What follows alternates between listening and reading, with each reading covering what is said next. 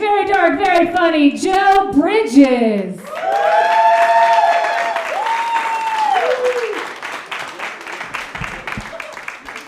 Hey, everybody. So, I'm Jewish.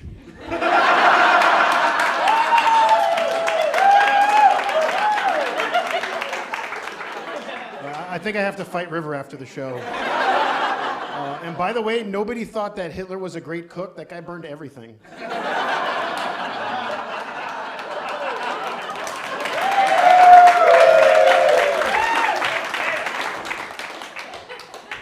My grandmother passed away last week. All right. Well, it's going to be a great show, you guys. Y'all having a good night? I'm not. But I usually don't like to unload on people, so when they ask me how I'm doing, I tell them I'm living the dream. I just don't elaborate and tell them it's that one where all my teeth fall out and I go places with no pants on. The last couple of years were really rough. Like, the whole pandemic was a nightmare for me, probably because I'm neurotic. My stepfather died. That was probably the only bright spot, though. I ended up, had a medical emergency right at the height of the pandemic, and it was really scary.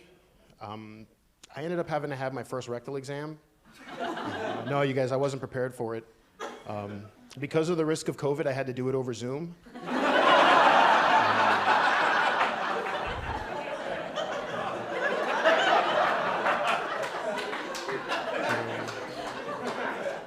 My insurance company refused to replace my phone. They told me they just stick it in a cup of rice. And rice is great if your phone gets wet, but it does absolutely nothing for blood and feces.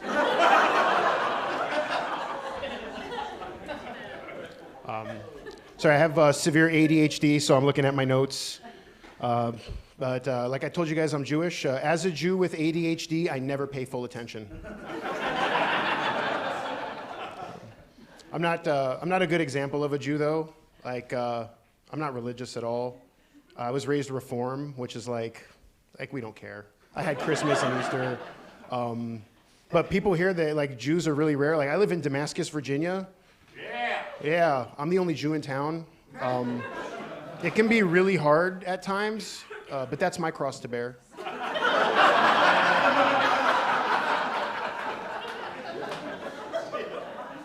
My wife's also Jewish, and she grew up way more conservative than I did. You see, I've got tattoos. I eat bacon and stuff like that. My wife's family's a little more strict. She doesn't eat pork, and I think her parents really look down on me for the way I live my life. And I know they judge me for my tattoos, but honestly, her grandmother had one.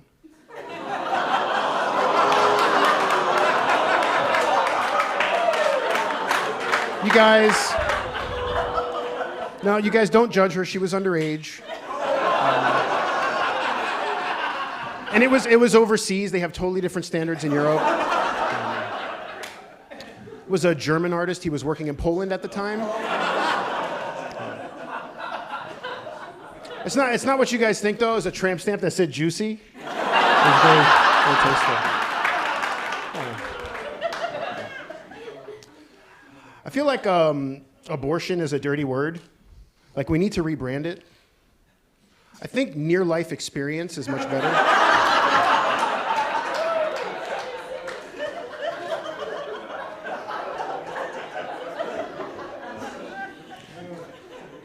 On a bright note, you guys, I lost 35 pounds this year.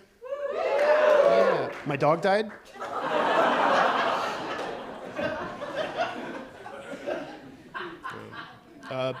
This is my first time here at the Wallace. I think it's awesome that you guys let Philip put on these shows. This is my thing, dark comedy, and I think it's great that you're helping raise money for his chemotherapy. He's a hell of a guy. I'm married, and I've been with my wife for almost 20 years now.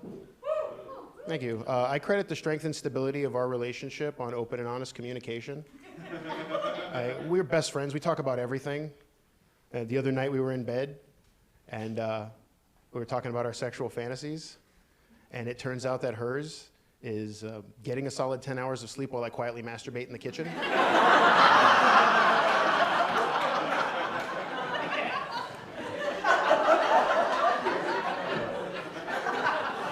I spend a lot of time in the kitchen, you guys.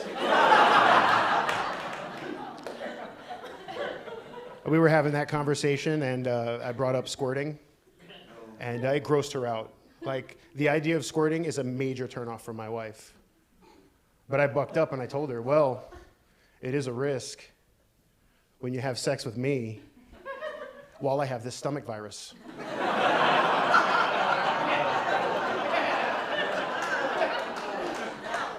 We're gonna have to put down a towel.